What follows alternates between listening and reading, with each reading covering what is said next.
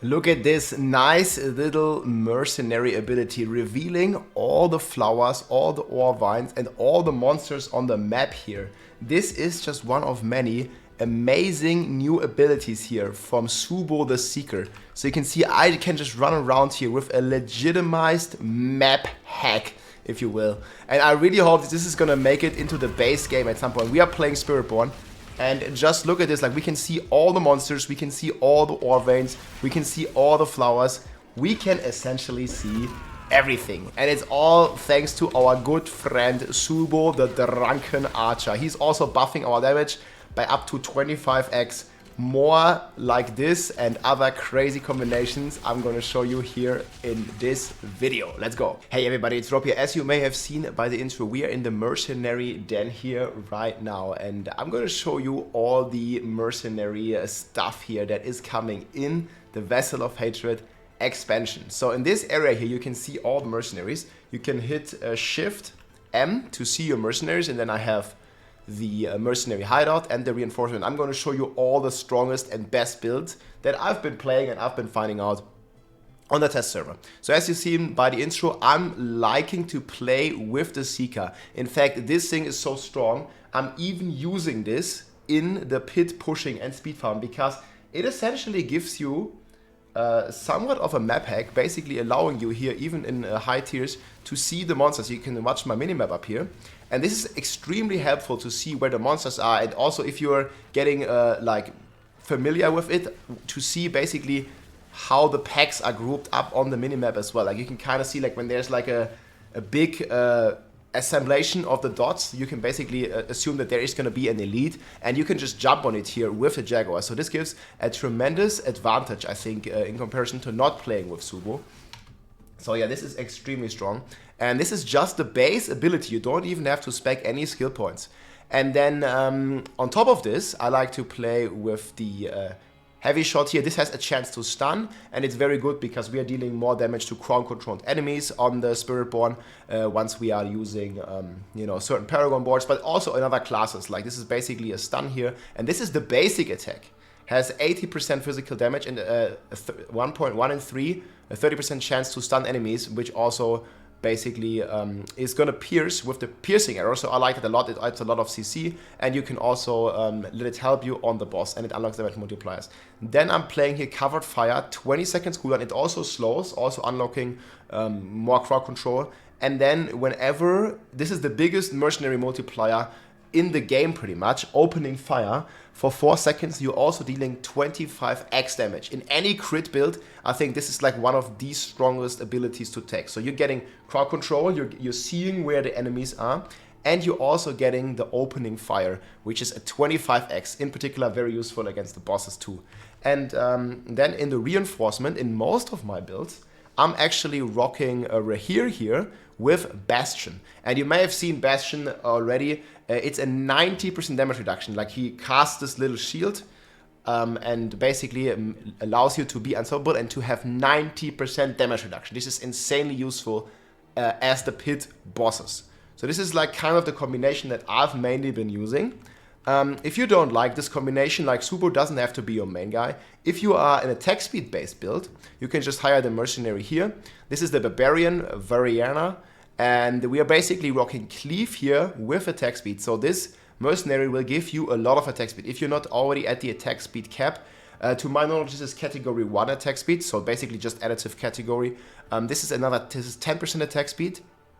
And then with Whirlwind, I like to take the pull. It also increases the size, it spins very fast, and it pulls in monsters. It's not like extremely frequent, but it kind of works. If you don't like this, you can also take a Bloodthirst, and you go with even more attack speed. So you guys can see here, you get another 10 and then another 5%, so another 15%, or you take a damage reduction. However, in the builds that I use it on, I use the Barbarian on, I like to use the Pixel Pull, pulling in ability. You can also try like the grappling hook and some of the stuff here, but I didn't really feel, I tried this a lot, but I didn't really feel this was any good. So I think if you want to try the mercenary, this is like when you need to reach attack speed breakpoints, when you want to solve attack speed, or when you want to solve pulling in your build. In most of the Spiritborn builds, I'm playing Vortex, or I have some way of pulling. So I'm not using this again, like I'm using Subo usually. I just want to show you all of them here. And then I think the main problem with Raheir, this is a very, very strong mercenary and is also very much recommended for the Spirit Board. If you don't like Subo, you can play Raheir. He basically gives you 15% armor. And it's basically scaling, like I'm scaling out of armor. You see I have 4,010 already buffed its way more with disobedience and stuff. But what you can do here is you can scale your armor with the unyielding hits here, which basically gives you direct weapon damage. So it's very strong to have this guy. The only thing that is really annoying with shield charge, it basically charges, the mercenary charges with its shield and it's knocking back enemies. And this knockback is really annoying to me.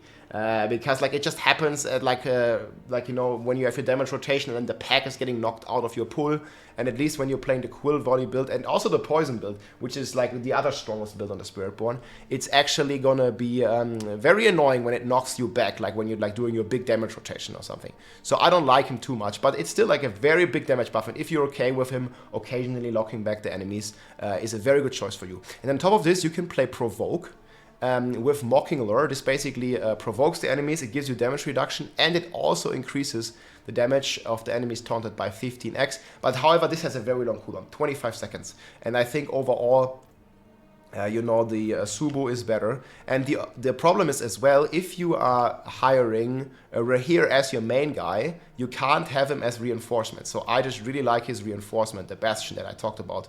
So for me, Raheir is always a second choice. And also Bastion is really good in party because you're actually keeping your reinforcement in party. And Bastion also works for your party members. I use it here on my ultimate. So whenever I cast my ultimate, I can like really like sort of like have some control over when I want the mercenary you know, to cast this powerful spell, because it has a 30 seconds cooldown. It's pretty long, but it's also very powerful. You can also like dodge boss attacks with this, or basically like reduce their damage by up to 10 divided by 10. So it is pretty crazy. So I always have Raheir as a secondary.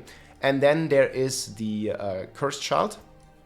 I've not played around with this too much. I think there's like some very strong arguments here if you want to play a Sorcerer, for example. And this is like more of a general guide. You can play the Burn and the Crit Chance dots here. Like those are going to be very strong for burning builds. But however, Spiritborn doesn't really need Burn and don't really need Crit Chance in most builds because you already have it solved.